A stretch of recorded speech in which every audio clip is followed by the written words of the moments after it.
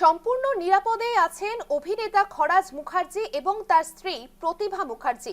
একটি সিনেমা শুটিংয়ে নেপালে গিয়েছিলেন খরাজ। আটকে পড়লেও সুরক্ষিত আছেন খরাজ। বিপর্যয় স্থান থেকে দূরে রয়েছেন একথা জানিয়েছেন খরাজের ছেলে তমগ্ন মুখার্জি অর্থাৎ বিহু মুখার্জি। এবং তেমনটাই জানতে পারছি যে একেবারে সম্পূর্ণ নিরাপদে আছেন অভিনেতা খরাজ মুখার্জি এবং তার স্ত্রী প্রতিভা মুখার্জি, এমনটাই জানিয়েছেন তাদের ছেলে বিহু।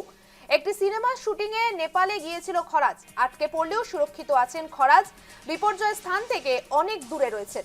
আর এই সমস্ত কথা কিন্তু জানিয়েছেন খরাজের ছেলে তমগ্ন মুখার্জি।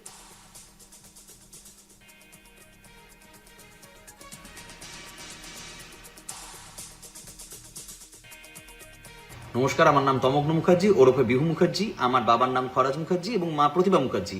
তারা দুজনেই শুটিং করতে নেপালে গেছিলেন।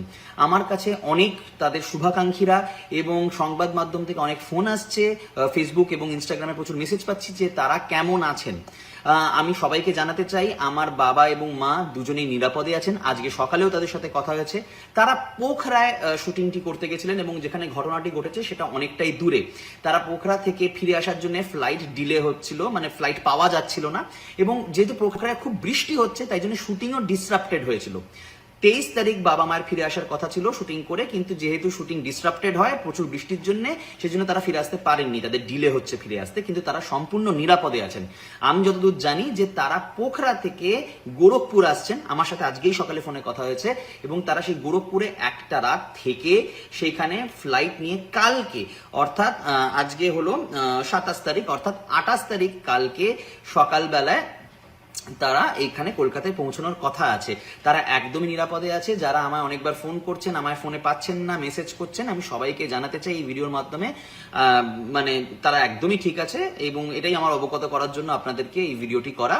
আপনারা সবাই এই ভিডিওটি দেখবেন এবং দেখলেই বুঝতে পারবেন যে তারা সেফ আছে, চিন্তা করবেন না। আপনাদের যদি অন্য কোনো এনকোয়ারি থাকে তাহলে সেটা আমায় মেসেজ করতে পারেন, কিন্তু যারা আমার নাম্বার জানেন। কিন্তু সত্যি কথা বলতে প্রচুর মেসেজ এবং টেক্সট পাচ্ছি, তাই জন্য আমি একটি ভিডিওর মাধ্যমে আমি সবাইকে জানিয়ে দিলাম যে চিন্তা করার কোনো বিষয় নেই, এই হলো ঘটনা। যদি আমরা কোনো নতুন আপডেট পাই তাহলে আমি আপনাদের একটা ভিডিও করে আবার জানাবো। নমস্কার, সবাই ভালো থাকবেন।